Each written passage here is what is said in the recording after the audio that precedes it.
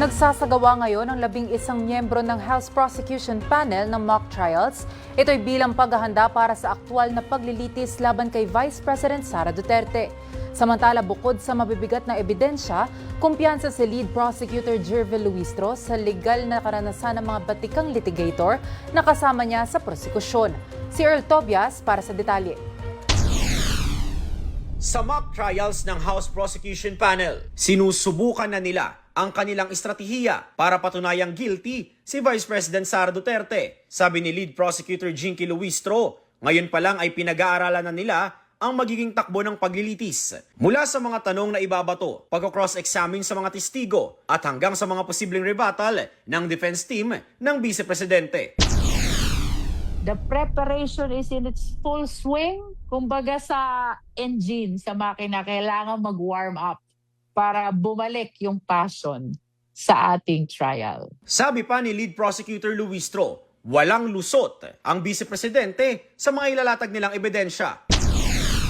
If I will be placing myself inside her shoes, I don't know really what evidence should counter the evidence which were presented already during the Justice Committee.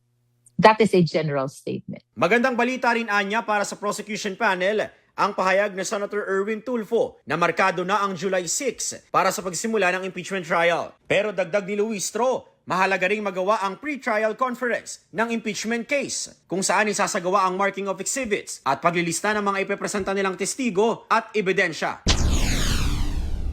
By first week of June, we should be able to hold the pre-trial conference. Medyo tedious to kasi we have 4 articles and we have to take note that for unexplained wealth and confidential fund, extremely voluminous ang ating documentary evidence. Ang pre-trial anya ang senyales na talagang magtutuloy-tuloy na ang paglilitis laban kay VP Sara.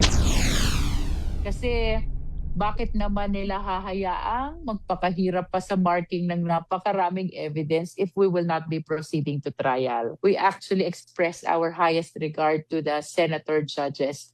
It appears to us that they are completely responding to the constitutional mandate. Dapat din anyang mangyari ang pre-trial na yan pagkatapos makapagsumite ng reply ng prosecution panel sa tugon ng Vice Presidente sa writ of summons. Sa ngayon, patuloy na humahaba ang listahan ng mga tanyag at veteranong abogado at litigator sa bansa na nag-volunteer para tumulong sa prosekusyon laban kay VP Duterte ng pro bono o walang anumang bayad. Sabi nga ho nila, ito daw po yung pinakamahalagang paglilitis sa dekada po na ito. Para sa totoong balita sa bagong Pilipinas, Earl Tobias, Congress News.